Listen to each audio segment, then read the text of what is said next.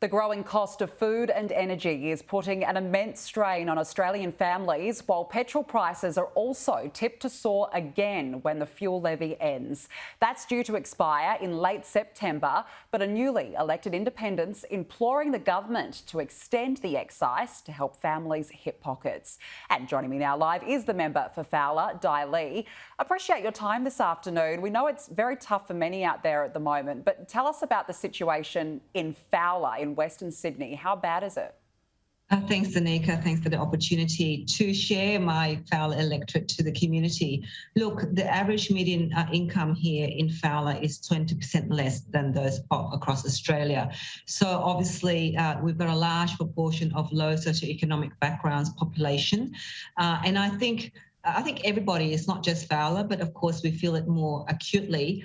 The interest rates rise, the cost of food has gone up, as you know, and therefore everything has become so expensive. And I think that by the time September comes, all I'm asking for the government and the Prime Minister to consider is a further extension of this cut to the fuel levy, which will help the hip pocket of many families out here. Many families have 2 to 3 cars, so it has a huge impact for the families out here in Fowler. We know that it was one of the government's key election promises to fix the cost of living. You're planning to write to the Prime Minister. What will you ask him? Look, I will be asking him, as I've just been saying, that basically please consider an electorate like Fowler in Western Sydney, in southwest Sydney, where there's a large proportion of low-income families, that to extend that cut to the fuel levy, which will help our families out here immensely in these times it's unprecedented times that we're seeing here for families across the country, where, food prices is just, my gosh, a punch of blueberries is $10, and that's just. You go here in Cabramatta, a bunch of vegetables where you used to get for about $1.50. Now it's weighing up to about $15 to $16 or $20 a kilo. It's just really out of reach for many families here.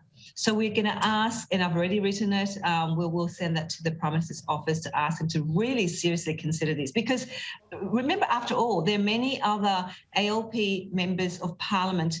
I'm surrounded by those members, and I have no doubt those members feel, or they should feel, for their community, the pinch, into the hip pocket in terms of the high cost of living. You've explained to us the situation in Fowler. Would you like the Prime Minister to come to the electorate and speak to people? Well, I hope the Prime Minister sees an opportunity to visit the electorate of Fowler, because I'm sure it's similar to his. And of course, he has already said that he grew up in a single parent household, and so did I. And I think many families out here, we understand and we know how the challenges of growing up in such a family, in such a household. So I welcome the Prime Minister's visit out here to Fowler and actually see for himself the struggles and the challenges of many families in our electorate. I want to ask you about another matter now. Business groups are calling on the government to temporarily double skilled migration places to 200,000 to address critical labour shortages. Would you support that? Look, from my perspective, the Fowler electorate over the last probably 5, 6, 7 years, we have settled many, I think 10,000 refugees here. I think we have to be very mindful of the numbers that we're going to be resettled in an area, because obviously it will put a lot of pressure on housing. It will put, again, a lot of pressure on the cost of living and other costs for our community. So we have to ensure that there's a balance. Of course, I understand completely the needs of small business. As I was, I have a small business, or was part of a small business myself, and I advocate a lot for small business in our community. And we know how difficult it is for them to get staff. But we also need to take the opportunity to upskill our community, or the people here in Australia, the Australians here who need to upskill in order for them to be prepared to work and be ready for the future of work. So there's an opportunity for small businesses and for the business industry, and I'm prepared to talk to many of them, to those industry, to see how we can work together in order to address that problem. The government has called a jobs summit for later this year. Should independents get a seat at the table at the event? Well, I hope that they see us as a contributor and as a representative of an electorate out here in Fowler, and I hope that we'll be invited to be at the seat at that table because it's very important.